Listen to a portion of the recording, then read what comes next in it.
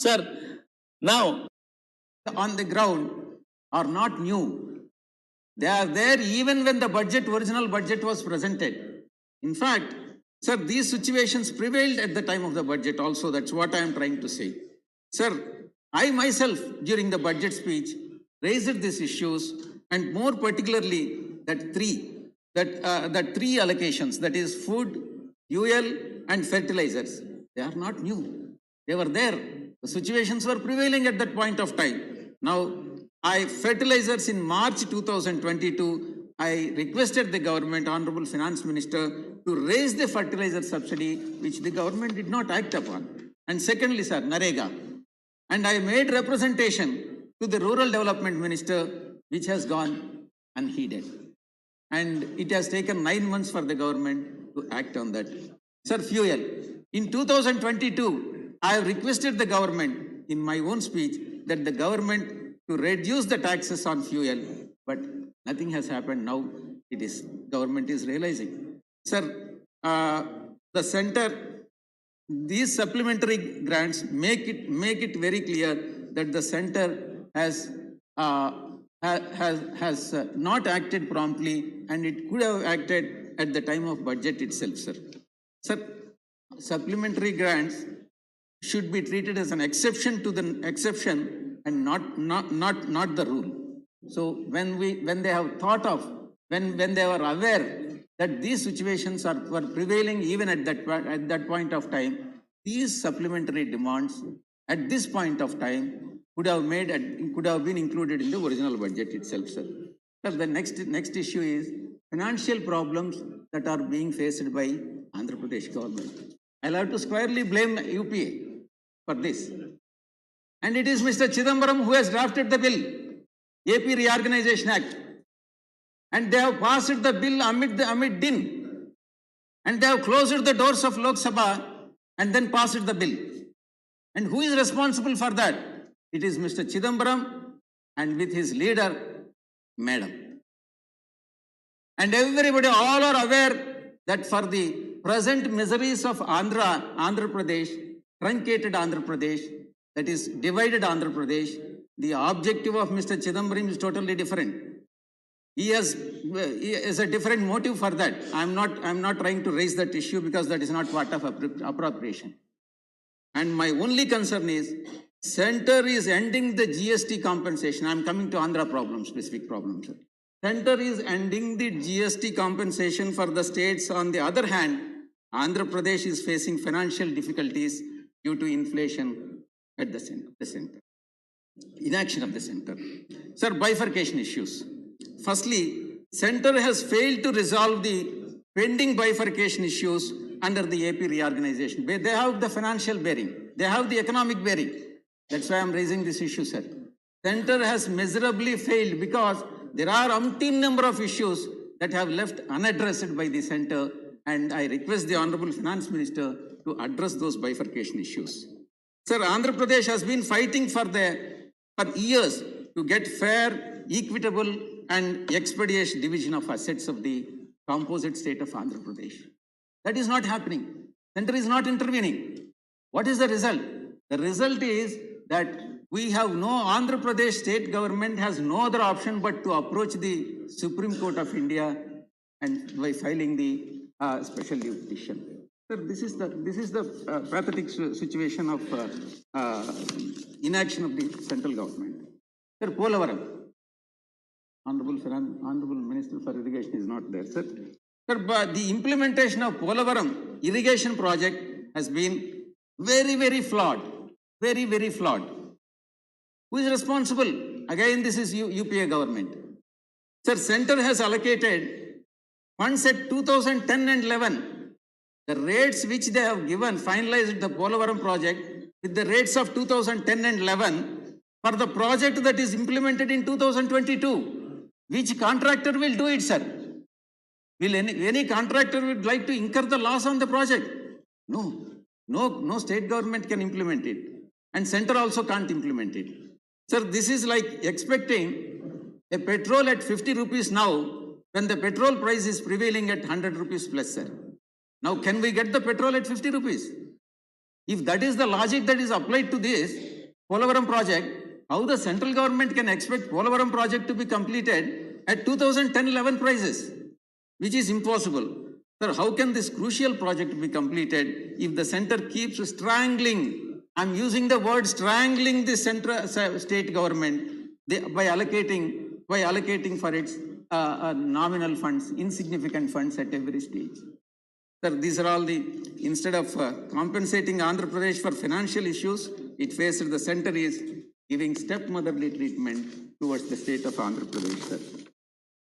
I request the Honorable Finance Minister, Madam, to take note of these issues and give the people of Andhra Pradesh what they rightfully entitled and deserve, sir. Sir, the next point, sir. I have 5 more minutes, sir. Yes, you have. Sir, privatization of PSUs. It has a bearing because there are some internal resources. The 1 lakh and odd crores are being internally generated, and then government of India is asking for the supplementary allocations. Center has allocated almost 25% of the supplementary grants to the tune of 1.09 lakh crore for fertilizer subsidy. Fine. Sir, of this, almost one fourth is generated towards the import of fertilizers, geared towards the import of fertilizers. This highlights the need for India to become Atmanirbhar for its fertilizer needs. My point is, sir, India should be self-sufficient in terms of agricultural needs and using the Atmanirbhar Bharat. Yeah. Sir, the center has been unable to meet the fertilizer production targets. It has set the target of producing 41.5 lakh tons of fertilizer, but it fell short by 15%. On the other hand, sir, my question to the Honorable Finance Minister is that when we have numerous fertilizer PSUs, which in the country that can take up the challenge, but instead, the government, central government, plans to privatize as many as 8 fertilizer PSUs. I am questioning the government. When we talk about the Atmanirbhar Bharat on one side, on the other hand, when there are PSUs, Navaratnas, and producing and contributing to the growth of the nation, why do we want to privatize them? In fact, they are generating the profit. Last year, sir, all these, please do not disturb me. I am at the hands of the... Please speak. Yes, sir. These PSUs collectively made a net profit of 1,000 crores during the pandemic year, sir, 2020-21. When these PSUs are making profit, where is the need for privatize them? Sir, these 8 PSUs are Brahmaputra Valley Fertilizer Corporation, Fertilizers and Chemicals Travancore, Aravali Gypsum and Minerals, Madras Fertilizer Limited, and National Fertilizers Limited, Rashtriya Chemicals and Fertilizers, Fertilizer Corporation of India, and Hindustan Fertilizer Corporation Limited. These are all the 8 PSUs which are profit making and going to be privatized. My question to the Honorable Finance Minister, where is the need for privatization of this? Sir, then low per capita GDP. Sir, Madam has spoken, FM Madam has spoken about India's biggest fast-growing economy in the world. I appreciate, sir. Sir, Madam has stated that we all surpassed our former colonizers, that is UK, to become 5th largest economy in the world. This is definitely a great achievement. Sir, at the same time, what has to be kept in mind is India ranks 145th when it comes to per capita of GDP, as compared to UK at 22nd.